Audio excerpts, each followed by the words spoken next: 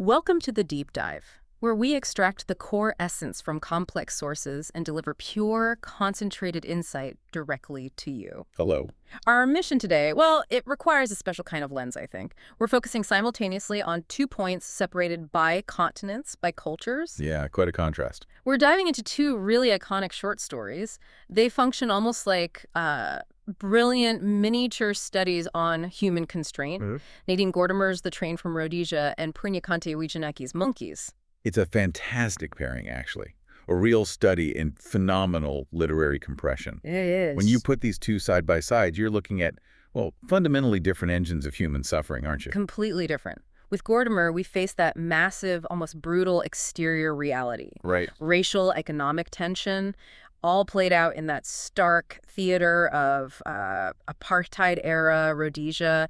The conflict feels very public, very visible, systemic even. Systemic is the word. And then with Wijenaki, it's like the camera zooms right in. Yeah. The setting shifts entirely. Totally. We're in Sri Lanka, looking inward. Deeply inward. At this, intimate, almost monastic struggle of a 6-year-old novice monk, a Seminara, Just 6 years old. grappling with these crushing demands, spiritual renunciation, emotional isolation.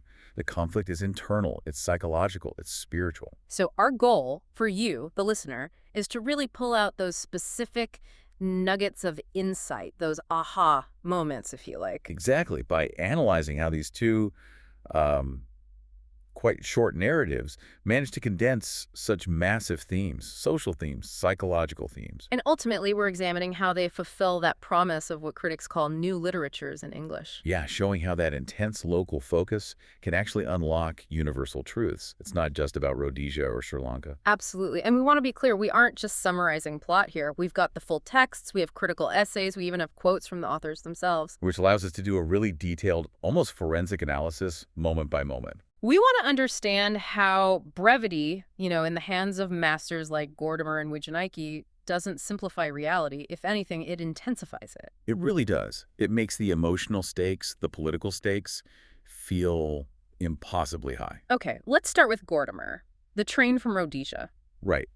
The brilliance of this story, I think, is established immediately, just through the setting. Oh, absolutely. The train pulling into this tiny station. Yeah, approaching over that single straight track and emerging for the red horizon, you get this sense of isolation right away. The whole atmosphere feels oppressive. It's defined by stillness, intense heat. And the environment just screams neglect, doesn't it? Yeah. Or maybe deliberate underdevelopment. It does. That station master, he's the only figure of formal authority we really see. Stiff, separate in his dusty serge uniform, sort of embodying the rigidity of the colonial administration. And then in stark contrast, you have the squatting native vendors waiting in the dust. Waiting, that passivity is important too. And the village itself, described in terms of just deep scarcity, deep neglect. Those gray mud huts with untidy heads. And the dogs. Yeah. That description is haunting. Their skin stretched like parchment over their bones. Ugh. It's such a powerful visual. It immediately establishes this chasm, this massive gap between the world of the train and the world at the station. Yeah, the world outside the window. And the train itself, it's described as creaking, jerking, gasping. It sort of breaks this oppressive silence. And introduces our central perspective character, the young white woman. Leaning out of the corridor window, her attention is immediately caught by one specific item. Among all the carvings spread out there. Yes, and this object is so crucial, isn't it? It really is. It's a lion, carved from soft, dry wood by an old man. But it's not just any carving, and not just a souvenir. No, it's symbolic, described as heraldic, black and white, with this impressionistic detail burned into the wood. And the description of its mouth? A black tongue in an endless roar too terrible to be heard. Chilling phrase. And the woman, initially she sees the artistry in it. Right. She recognizes the artist's delight in the lion. It's this aesthetic recognition. A connection. Yeah, a connection that happens before, and then immediately conflicts with the reality of the commerce about to take place. It's a moment of pure appreciation, you could say. Yeah. A brief connection between the artist and the admirer. But bang, it's severed immediately by the economic structure. The old man asks his price. 3 shillings and 6pence. 36. And her young husband jumps right in, scoffs at it. The text says he was Incredulous. Incredulous, completely unwilling to accept that this piece of indigenous labor, this artistry, could command that kind of price. And that incredulity, it's not just about the money, is it? It's really about power. Definitely. His reaction sets this baseline expectation. The labor of a native vendor must be discounted significantly. And the young woman, she senses this. Instinctively, she feels the moral wrongness of it. Tells her husband to leave it. She knows the negotiation is already tainted somehow. But he doesn't leave it. And the tension just ratchets up as the train starts to pull out. That image of the vendors running alongside, Waving their carvings drunkenly. A desperate last attempt at a sale. and this is where that climax of shame occurs. The husband. Who had been, and this phrase is key, arguing with him for fun. For fun, he flings this meager amount, 1 shilling and 6 pence 16, out the window. Less than half the asking price. And the old man's reaction. It's heartbreakingly fast. He's gasping, the text says. Maybe surprise, maybe shock at the contemptuous offer. But he still manages to fling the line carving back into the compartment. And the husband, he's just shaking his head Yeah. with laughter and triumph. Triumph. He won. He played the game, asserted his economic dominance, got the object for a pittance, tagged 1.2 themes of art, commerce, and racial disconnect. And if that tiny transaction, that 16, were just about being cheap, well, the story wouldn't have much weight. Exactly. But this micro moment, this exchange, it encapsulates the entire socio-political structure of Rhodesia at the time. It really does. And what's truly fascinating is the absolute space of separation you see throughout the scene. That physical height of the train carriage, it's such a primary visual metaphor. It's deliberate elevation, isn't it? Separating the privileged white passengers from the indigenous sellers down below. Who are literally described as walking bent, like performing animals. Performing animals, it reinforces that power dynamic. The passengers are observing a spectacle, not really engaging with fellow human beings. And that detail about the dining car, too. The beer drinkers staring behind glass. Yeah, reinforcing that bubble of complacency. They're protected, consuming, while down below. The dogs and hens are fighting over discarded chocolate, hard-kind chocolate, beneath the train wheels. The scraps, the literal scraps of the white world, are being fought over by animals in the native space. The comparison is just brutal and deliberate. Which leads us right into that core thematic tension. The devaluation of art, and really humanity itself. And we see it entirely through the wife's horrified eyes. She doesn't participate directly in the haggling, but she's the moral witness, isn't she? Completely. She sees the lion not as a commodity, initially, but as a beautiful piece of work. She fixates on the specific skill. The musculature, the sinews of the legs, and the switch of the tail. And she realizes that this effort, this artistry, was just reduced to a joke. Reduced to 1 in 6. By her husband's casual assertion of power, all under the guise of fun. Her shame is instant. It's overwhelming. And Gordimer uses such powerful sensory language to describe its physical effect. It's not just guilt, is it? It's like a profound visceral illness. Exactly. The heat of shame mounted through her legs and body and sounded in her ears like the sound of sand pouring. Let's pause on that image for a second, the sound of sand pouring. It's incredible, an auditory hallucination linked to this physical reaction. Why sand, do you think it suggests? What? Dissolution. Time running out. Maybe the immense weight of the system pressing down, like being buried. Could be. It immediately signals this internal crisis that goes way beyond just a single bad purchase. Way beyond. That sound leads her to feel this profound weariness, a tastelessness, the discovery of a void. A void. And she tries to rationalize it at first, doesn't she? This discomfort. Yeah, she thinks maybe it's something purely personal, related to singleness, with being alone and belonging too much to oneself, like an internal failing. But the transaction forces a deeper, much more fearful truth onto her. She realizes her discomfort isn't private. It's not individual. It's rooted in this fundamental shared moral sickness. The sickness inherent in the system of racial and economic oppression that she herself profits from. That private, internal psychological void is absolutely inextricably linked to the public political moment she just witnessed. And benefited from, however passively. She's not just an outsider looking in, she's complicit. Hashtag tag 1.3 Gordimer's artistic and political context. And that connection, that deep link between the personal and the political, is just so central to Gordimer's entire body of work. She wasn't just documenting apartheid, was she? She was using fiction to search for something deeper, a truth, almost spiritual within that harsh reality. She said it herself. Her purpose in writing was really to explain the mystery of life. And that definition included everything: the personal, the political, the forces that make us what we are. While there's another force from inside battling to make us something else. Yeah. That's the internal battle we see playing out in the young wife. Exactly that. Which is why that famous quote of hers carries so much weight. Nothing factual that I write or say will be as truthful as my fiction. Powerful statement. She genuinely believed that fiction, because it can inhabit conscience, explore that isolated moment of realization. It could reveal a truth that, say, political reports or straightforward essays just couldn't touch. Right.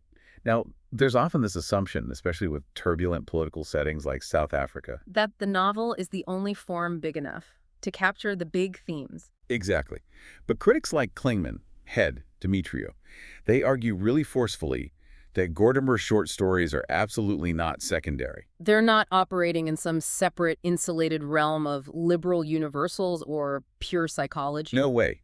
If anything, the short story form, because it's so concentrated, is arguably more effective at capturing the system's cruelty in microcosm. So the critics suggest that these stories, by focusing on specific types, symbolic scenes like the train station, They still contain the entire political terrain. They present that tension, the political imperative versus the artistic one, as a kind of necessary burden. the burden of being responsible in politically overdetermined times. That's a heavy phrase. It is. And I wonder, though, does the short story form allow her to frame this realization more effectively as an existential crisis? See, it's interesting. We know Gordimer was fascinated by existentialism early on, Sartre, Camus. Right. So how does that philosophy, the philosophy of absurdity, fit into this specific Rhodesian setting? Well, it fits perfectly, doesn't it? Because the system itself is absurd. Fundamentally irrational. Existentialism addresses that irrational gap, the absurdity between the passenger's luxury and the vendor's desperation. And the moral vacuum that exists when human beings and their art are reduced to commodities, to 1 in 6. So Gordimer's attraction to that mode of introspection, it wasn't escapism. Not at all. The scholarly work frames it as a form of oppositional discourse. Oppositional discourse against what specifically? Against the oppressive mental frameworks of South Africa, as the critics put it. Okay. So to confront the absurdity, the immorality of that transaction, the price of dignity being 16, is to gain what Gordimer calls a flash of fearful insight. That phrase again, fearful insight. It forces the character out of that complacency, that near-hypnotic state of indifference that apartheid basically demanded of its beneficiaries. So the woman is forced, really, to take responsibility, to face the moral landscape she's part of. And that painful moment of recognition is the entirety of the story's political action. It happens inside her. It forces her out of the comfortable, cushioned world of the train compartment. And into the harsh moral reality of the landscape outside, realizing that responsibility awaits outside that Eden of creativity, as Gordimer put it somewhere else. A profound and, deeply chilling piece of work. Okay, now we need to pivot completely. Let's shift continents and consciousness from the vast political system of Rhodesia to the intimate confines of a hermitage in Sri Lanka. Exactly. If Gordimer deals with that political burden imposed from the outside, Wijanike explores a spiritual burden, when willingly chosen, or perhaps in this case, Thrust upon him. thrust upon the protagonist by fate, by circumstance. It truly is a story of intense internal warfare. You feel it immediately. We are introduced to this highly structured, incredibly disciplined life of the 6-year-old novice monk, the Seminara. 6 years old, his life is just defined by austerity. Up at 4 a.m. Washing his face in ice-cold water, memorizing stanzas, cleaning the altar. Then that long, quiet walk, begging for his single meal of the day, the noon meal. He's living a life of renunciation that seems completely at odds with his physical age, his emotional age. Totally. He struggles with the intellectual demands, too, like meditation. He gets drowsy, distracted.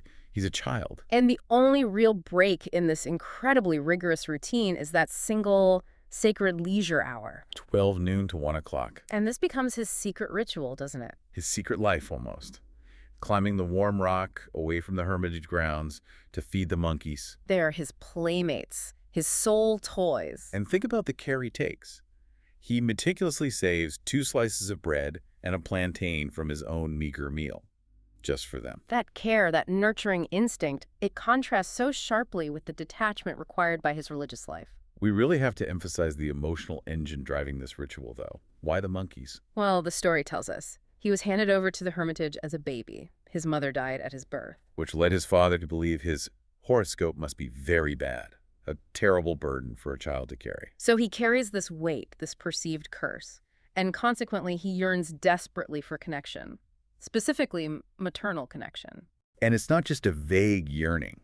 Nike uses this striking sensory detail to convey the emotional substitution happening. He loves the feel of their tiny lips tugging at his food. And he admits it to himself, quite plainly. Yeah. When he touches the monkeys and they touch him back, he realizes he touched love. Wow.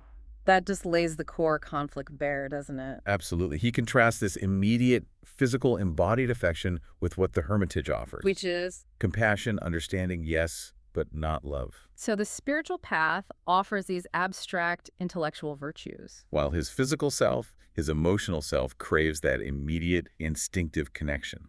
Attachment. And, well, inevitably, this hidden attachment breaches the spiritual walls of the Hermitage. The climax.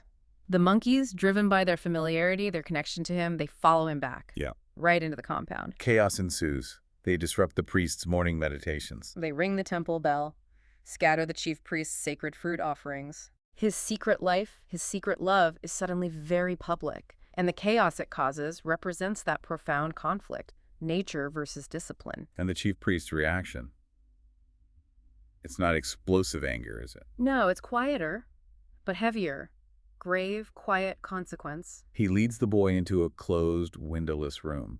Think about that symbolism. A deliberate contrast to the world of trees and sky where the monkeys live freely. This is where the final confrontation happens. The priest urging him, gently but firmly, to renounce the natural life, to sever that connection. He has to accept the chief priest's wisdom, the logic of his path. Which is to seek the mind of a man and liberate himself from the mindless clinging of the monkeys. Clinging being the key term there, representing that cycle of desire and rebirth in Buddhist thought. So he turns away from the trees, the birds, the failing light outside the windowless room.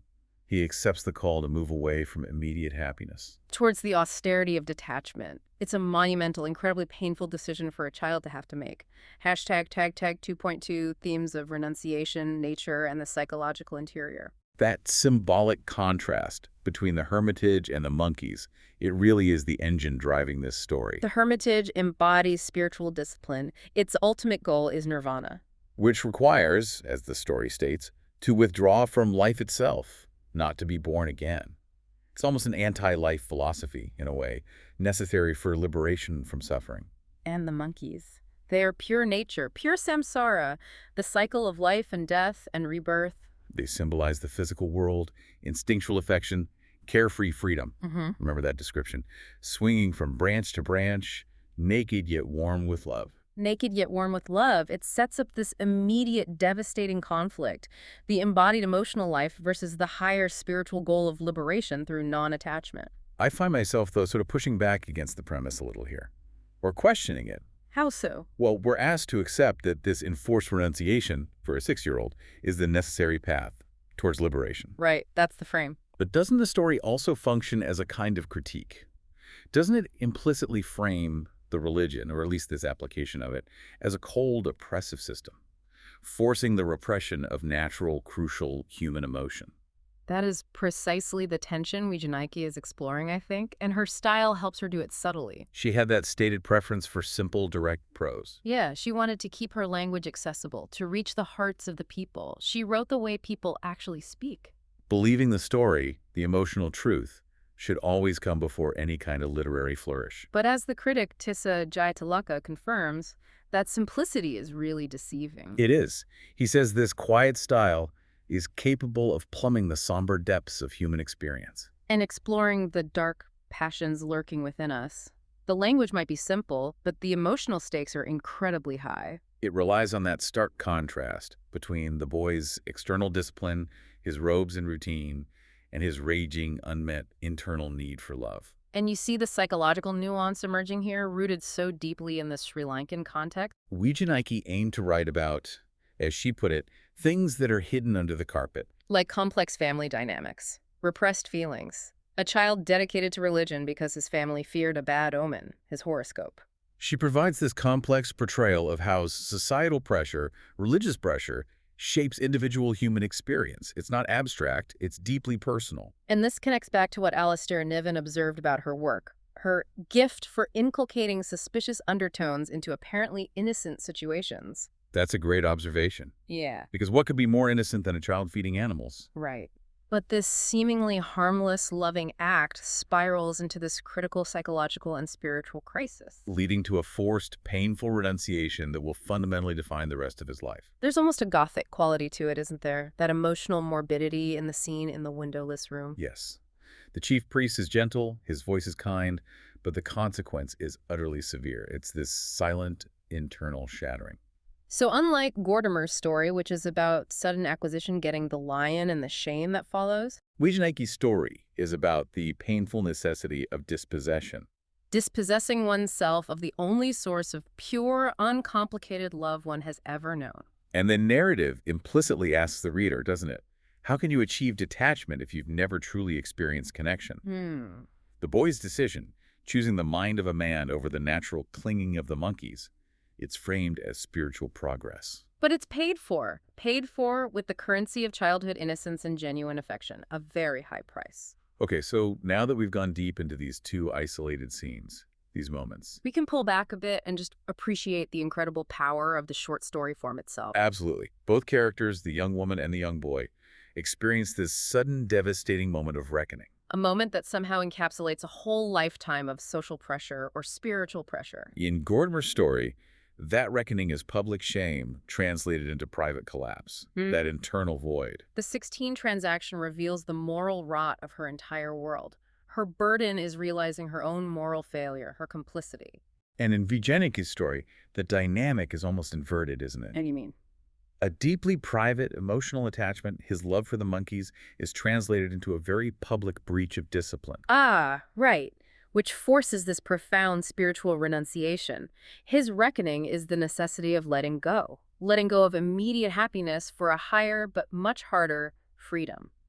So we can connect these two by seeing them both as struggles against overwhelming systems, overdetermined external systems. Gordimer's character is trapped by the explicit rules, the violent boundaries of apartheid, that economic and racial structure, a system of political oppression. Whereas Wijaneki's character, he's trapped by something more implicit, maybe. The overwhelming weight of spiritual demands, his religious calling. And that cultural fate assigned to him through his horoscope, a system of spiritual and cultural oppression, perhaps? In both cases, the individual feels or is utterly powerless against the prevailing logic of the controlling system. And in both cases, the writers achieve this revelation through intense concentration, focusing the lens. They use a single, decisive, highly symbolic scene, the departing train, the windowless room, to show how the system crushes or redirects individual desire. Whether that desire is material, like wanting the lion carving, or deeply emotional, like the boy's need for love from the monkeys. Hashtag tag 3.2 the short story as modern form. This brings us neatly to that broader point about new literatures in English. Right. The fact that both writers, one from South Africa, one from Sri Lanka, used the short story form so powerfully, it speaks to a major literary shift happening at the time. They were actively moving away from those older 19th century colonial yarns. Exactly. We're talking about moving past the kind of literature you'd find in magazines like The Outspan. Hunting adventures, ghost stories. The simplistic narratives about heroic colonial figures, often ignoring or just caricaturing indigenous interiority, indigenous life. Gordimer and Wijaneki completely shift that focus from white heroic action to complex consciousness, whether as non-white consciousness like the Samaneras, or morally compromised white consciousness like the young wives. And Gordimer actually provides the perfect analysis herself for why the short story form persists, why it felt so right for the modern era. What did she say? She described it as a fragmented and restless form. Fragmented and restless. That feels right. And she argued it was ideally suited to modern consciousness, which seems best expressed as flashes of fearful insight alternating with near-hypnotic states of indifference. Flashes of fearful insight. That phrase again, it perfectly describes the wife's shame in Rhodesia. That instant realization of moral horror. Followed by the implicit desire to just sink back into indifference, so the burden of that truth doesn't keep recurring. And you see the same principle, maybe differently applied, in the Samanera, that flash of clarity in the dark room. Forcing him to choose the severe path of discipline over the, hypnotic pull of natural affection of love. This technique, this focus, it allows them to bypass the need for a long, maybe meandering historical narrative that a political novel might require. Yeah, instead they hit you, the reader, the listener, with this sudden, focused jolt, psychological reality, sociological reality, all at once. So the ultimate synthesis here is what? It's that these writers use the specifics, the intense politics of place, whether it's the racial hierarchy of Rhodesia or the unique spiritual demands of Sri Lanka. To illustrate themes that are universally recognizable: alienation, dislocation, psychological complexity. The burden of responsibility, like in Gordimer, or the struggle for liberation, even if it's painful, like in Vijayanagari. They transform that intensely local experience into sophisticated, internationally recognized modern literature. Precisely because they focus on that one sharp, decisive moment, the moment where the internal self confronts the external system and has to either change or break or find a new path. The short story becomes the perfect vehicle for that kind of psychological revolution or reckoning. Hashtag tag outro. So we've taken quite a deep dive today into two remarkably concentrated yet incredibly expansive narratives. Yeah, really powerful stuff. We've looked at the cost of casual racism, the existential shame it imposes, in Gordimer's The Train from Rhodesia. And then the painful, almost fundamental necessity of renunciation, choosing detachment over natural love in Vijayanagari's Monkeys. Both stories use that tight structure, that focus, to capture these profound psychological crises unfolding within rigid systemic frameworks. And if we try to connect this back to a bigger picture, maybe a final thought, both authors are grappling with the nature of human freedom. But defining it in almost opposing ways. I think so. In Gordimer's story, the woman's sudden and fierce shame actually highlights her utter lack of moral freedom. Despite her privilege, her race, her economic status. She's trapped by her own complicity. And the insight, that flash of truth, only seems to increase her burden. Exactly. Whereas in Vijayanagari's story, the boy achieves a very different kind of freedom. The freedom from desire, from attachment, the potential freedom from rebirth in his tradition. Yes. But he achieves it at the absolute cost of physical connection, embodied warmth, human affection. He is liberated, perhaps, but only by becoming detached. Which raises a really central, maybe challenging question for you, the listener, to reflect on after hearing about these stories. If true freedom, in whatever sense, is the ultimate goal, which path demands the heavier price? Is it the confrontation? Facing the uncomfortable truth of one's political system, one's place within it, like Gordimer's character? Or is it the renunciation, turning away from natural, immediate human desire and love, like Vijayanagari's character? And which burden ultimately is the heavier one to carry in our complex world? Moral responsibility or emotional detachment? Something to think about.